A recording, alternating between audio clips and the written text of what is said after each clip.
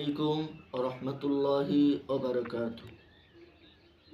প্রিয় দেশবাসী, মুসলমান ইসলাম দরদি ভাই ও অন্য ধর্মের ভাই সকলকে আমার আন্তরিক শুভেচ্ছা ও ভালোবাসা অভিনন্দন জানাই।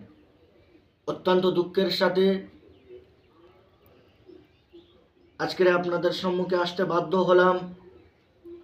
বিজেপির এক সরকার, বিজেপির এক বিধায়ক অসীম সরকার নামক জানোয়ার অমানুষ আজকের এসে মুসলমানদের গ্রন্থ, মুসলমানের কলিজা স্পন্দন কোরআনুল করিম, কোরআনুল মাজিদকে অবমাননা করছে বা কোরআনুল মাজিদকে অপমান করেছে।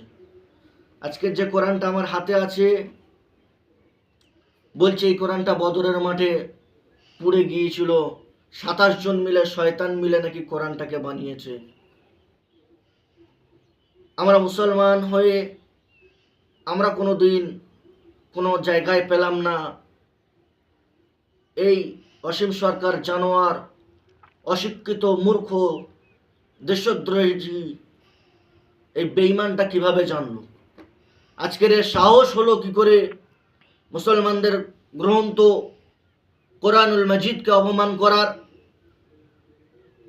আজকের এই বিজেপি নামক যে আরএসএসের দালালরা ঘুরছেন, আমি দেশের সরকার প্রধানমন্ত্রী নরেন্দ্র মোদীকে দৃষ্টি আকর্ষণ করিয়ে জানাতে চাই, তোমার দলের এমএলএ, তুমি যে আজকের ভারতবর্ষের সরকার সংখ্যালঘু মুসলমান, হিন্দু, খ্রিস্টান, জৈনবাদী আমরা যে আজ একতা, ভ্রাতৃত্ব, আজকে যে আমরা একসাথে বসবাস করি, সেই দেশের তুমি সরকার, তোমার দলের একজন বিধায়ক অসীম সরকার স্পর্ধা হলো কিভাবে, সাহস হলো কি করে যে মুসলমানদের কোরআন গ্রন্থকে, পবিত্র কোরআনকে অপমান করে?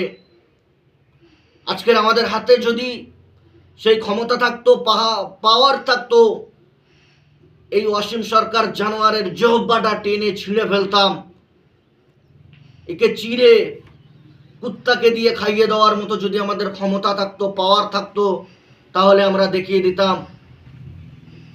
পশ্চিমবাংলার মুখ্যমন্ত্রী, পুলিশ মন্ত্রী মমতা ব্যানার্জির কাছে অনুরোধ জানাবো যে জানোয়ার অসীম সরকারকে অবিলম্বে গ্রেফতার করে উপযুক্ত শাস্তি দেওয়া হোক।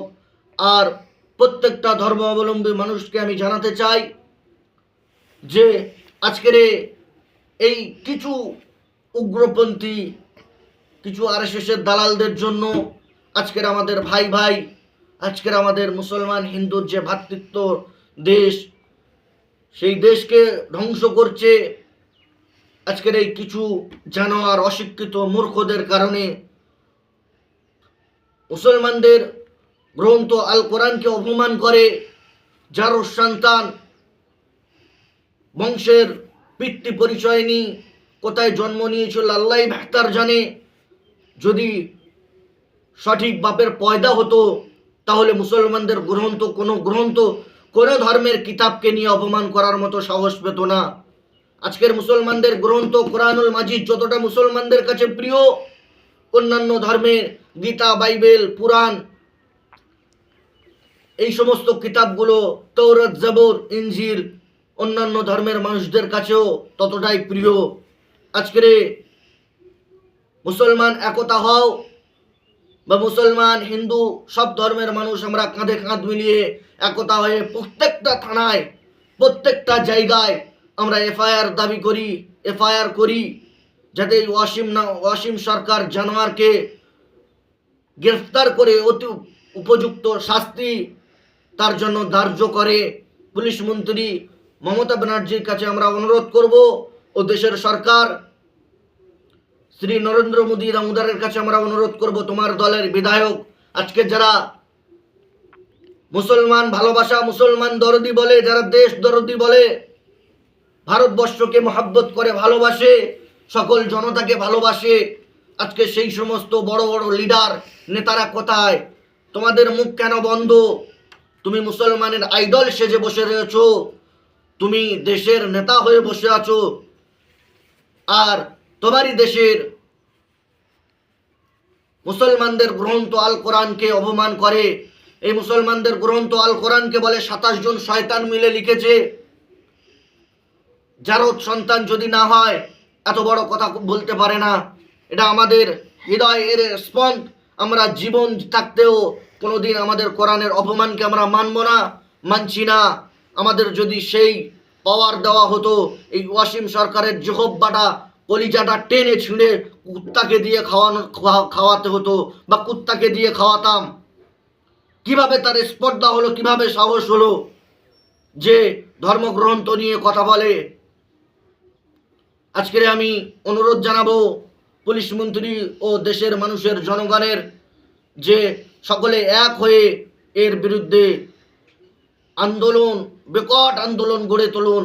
একে দেশ থেকে বিতাড়িত করো, একে দেশ থেকে বিতাড়িত করে জেলখানায়, কারাগারে এর উপযুক্ত শাস্তির ব্যবস্থা করা হোক। আমরা সকলে কাঁধে কাঁধ মিলিয়ে প্রতিবাদ জানাই এবং আমার ইসলাম দরদি মুসলমান ভাইদেরকে আমি জানাবো, তোমরা প্রত্যেকটা থানায় কয়েকশো করে এফআইআর করে, কয়েক হাজার হাজার এফআইআর করে এই ওয়াসিম সরকার জানোয়ারকে উপযুক্ত শাস্তির ব্যবস্থা করা হোক। পুলিশ মন্ত্রী ও দেশের সরকারের কাছে আমি করজোরে অনুরোধ করব। আসসালামু আলাইকুম ওয়া রাহমাতুল্লাহি ওয়া বারাকাতুহু।